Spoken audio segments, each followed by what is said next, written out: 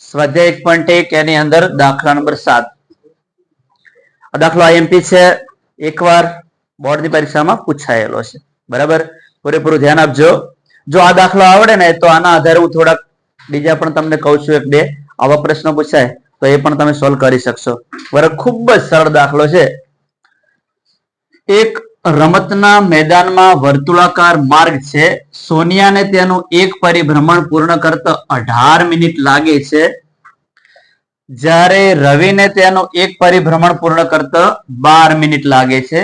ધારો કે બંને એક જ સમયે એક જ બિંદુએથી એક જ દિશામાં પરિભ્રમણ કરવાનું પ્રારંભ કરે છે, તો કેટલી મિનિટ બાદ બંને ફરી પ્રારંભ બિંદુ પર ભેગા થાય? મેદાનની અંદર જ્યારે તમે રાઉન્ડ મારતા હોય એ સમયે બંને શરૂઆત એક જ સાથે કરે છે. 200 મીટર દોડ હોય, 400 મીટર દોડ હોય, જે દોડ હોય એની અંદર બધા એક સાથે દોડવાનું ચાલુ કરતા હોય છે. બરાબર, શરૂઆત એક જ સાથે થાય છે, એક જ સમય થાય છે. બરાબર છે, તો આપણે એ શોધવાનું છે ફરી ક્યારે ભેગા થાય. બરાબર છે. હવે સમજો આ દાખલો. જ્યારે આવો દાખલો બેટા પૂછાય ને ત્યારે લસા જ શોધવાનો. શું શોધવાનું? લસા. બરાબર, બીજા તમને થોડાક ઉદાહરણ આપો. ટ્રાફિક લાઈટો લાલ, પીળી અને લીલી. બરાબર, એ જે 3 લાઈટો છે એક જ સાથે શરૂ થાય, ટ્રાફિક લાઈટો, અને ફરી એક સાથે ક્યારે ચાલુ થશે? બરાબર, એ પ્રશ્ન પૂછાય ત્યારે પણ શું શોધવાનો? લસા. ધારો કે કોઈ ગામની અંદર 3 મંદિર છે. જો કે 2 મંદિર હોય, 3 મંદિર હોય, 4 મંદિર હોય, નિયમ આનો આ જ છે, લસા જ શોધવાનો થશે. બરાબર છે, તો 3 મંદિર છે એની અંદર જે ઘંટ વાગવાનો સમય છે ને એ ચોક્કસ છે. જે બેલ આપણે મંદિરમાં જઈએ ને આપણે ઘંટ વગાડીએ છીએ. બરાબર, તો એક જ સમયે ઘંટ વાગે છે. બરાબર, ટાઈમર પ્રમાણે. તો ફરી ક્યારે વાગશે એ આપણે શોધવું, ત્યારે પણ શું શોધવાનો? લસા. બરાબર છે. પણ હવે કેટલીક બાબતો, જો કે હવે ઘણું બધું એમાંથી નીકળી ગયું છે, પણ થોડુંક શબ્દોમાં તમને કહી દઉં. જ્યારે ન્યૂનતમ, લઘુત્તમ, ઓછામાં ઓછું, ટૂંકામાં ટૂંકો, આવો જ્યારે રકમની અંદર શબ્દ આપેલો હોય ને ત્યારે લસા જ શોધવાનો. આવી રકમમાં આવું નહીં લખેલું હોય, પણ અમુક દાખલા તમે જોશો ને પ્રેક્ટિસ ને બધા, તો તમને ખ્યાલ આવશે કે એની અંદર ઉલ્લેખ કરેલો હશે.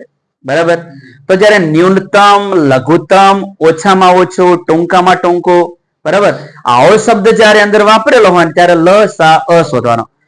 લસા એટલે લઘુત્તમ અવયવી, તો એની અંદર લઘુત્તમ શબ્દ આવે છે. બરાબર, તો એના આધારે તમારે નક્કી કરવાનું છે કે એમાં લસા શોધવાનું. જ્યારે મોટામાં મોટું, લાંબામાં લાંબુ, મહત્તમ, વધારેમાં વધારે, આવા જ્યારે શબ્દો રકમમાં વપરાણા હોય ને ત્યારે ગુસા શોધવાનો. ગુરુત્તમ, પહેલો શબ્દ છે ગુરુત્તમ એટલે મોટામાં મોટો. બરાબર છે, તો યાદ રાખજો, આ રીતના શબ્દો યાદ રાખજો ખાસ. બરાબર, સરળતાથી યાદ રહેવા છે. લસા ની અંદર પહેલો અક્ષર લઘુત્તમ છે. ટૂંકમાં જે નાની વસ્તુઓ બધી આવતી હોય, નાનામાં નાની, ઓછામાં ઓછી, એમાં લસા શોધવાનો આવે.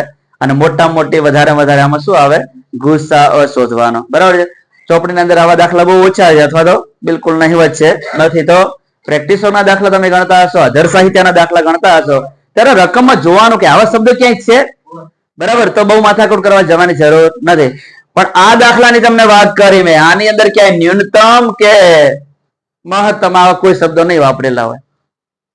દાખલા તમારે યાદ રાખવાના છે કે આમાં લસા જ આવે. બરાબર છે, એ પછી ટ્રાફિક લાઈટો પૂછી હોય કે મંદિરના ઘંટ પૂછ્યા હોય. બરાબર છે, ઘણા ઉદાહરણ બીજા આપી શકાય, પણ અત્યારે 2-3 તમને એક આ બીજા 2 આપ્યા છે. આવા દાખલા પૂછાય એવા છે, એટલા માટે તમને પહેલથી કહી દીધા છે.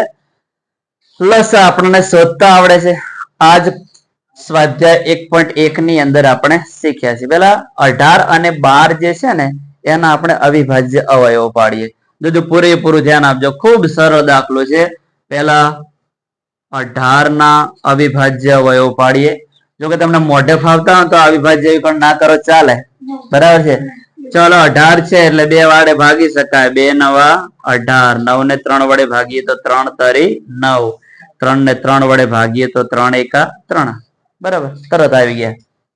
ચલો 12, 12 જે છે એને 2 વડે ભાગીએ તો 2 છક 12, 6 ને 2 વડે ભાગીએ તો 2 તારી 6 અને 3 એકા 3. બરાબર છે. હવે જુઓ અહીંયા આપણે જે પણ અવિભાજ્ય અવયવ મળ્યા છે અને આ રીતે લખી દેવાના 18 બરાબર 2 ગુણ્યા સીધા લખી દઈએ બગડો એક જ વાર છે 3 2 વાર છે તો અહીંયા લખીશું 3 નો વર્ગ સીધું લખી દેવાનો ચાલે ચલો 12 બરાબર 2 2 વખત છે તો લખીશું 2 નો વર્ગ ગુણ્યા 3 એક જ વાર છે હવે લસા આપણે એકલો લસા જ શોધવાનો છે એટલે ગુસાસામાં ધ્યાન આપવાની જરૂર જ નથી therefore લસા કૌંસમાં કોનો 18 અને 12 હવે જો બેટા લસા તમને યાદ કરાવું કે લસા છે એની અંદર શું કરવાનું સામાન્ય અવયવો જોવાના બંનેની અંદર હોય એવા અને લસાની અંદર મોટી ઘાત ધ્યાનમાં લેવાની શું મોટી ઘાત ધ્યાનમાં લેવાની જો અહીંયા 2 ની 1 ઘાત છે અહીંયા 2 ની 2 ઘાત છે તો મોટી ઘાત વાળી સંખ્યા કઈ છે 2 નો વર્ગ તો લસાની અંદર સામાન્ય અવયવમાં મોટી ઘાત વાળી સંખ્યા લેવાની નાની ઘાત વાળી સંખ્યા છોડી દેવાની બરાબર છે અહીંયા પણ જો હજુ 3 સામાન્ય છે અહીંયા 3 ની 2 ઘાત છે અહીંયા 3 ની 1 ઘાત છે તો 3 ની 2 ઘાત મોટી ઘાત વાળી સંખ્યા છે તો એને લઈશું નાની ઘાત છોડી દઈશું બરાબર છે હવે 2 નો વર્ગ 4 3 નો વર્ગ 9 9 ચોક 36 મિનિટ દાખલો એટલે પૂરો નહીં કરી દેવાનો આમ જવાબ આવી ગયો કે બંને જણા 36 મિનિટ પછી ફરી ભેગા થશે બરાબર પણ એટલે પૂરું નહીં કરી દેવાનું આને બરાબર અહીંયા તમારે શું કરવાનું આપણી રકમનો જ ઉપયોગ કરી દેવાનો એ આટલાથી ચાલુ કરવાનો તેથી કોણ કોણ હતા સોનિયા કોણ હતી સોનિયા અને બીજું કોણ હતું રવિ એક જ સમયે એક જ બિંદુએથી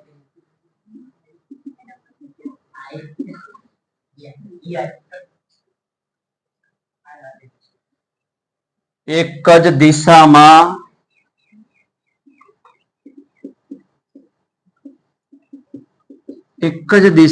પરિભ્રમણ જો આ રકમમાં જોઈને જ લખવાનું તમારે વાક્ય ગોખવાની જરૂર નથી પણ લખવું પડશે બરાબર પરિભ્રમણ કરવાનું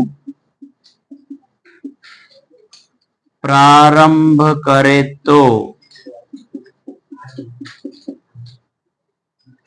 36 મિનિટ બાદ ફરી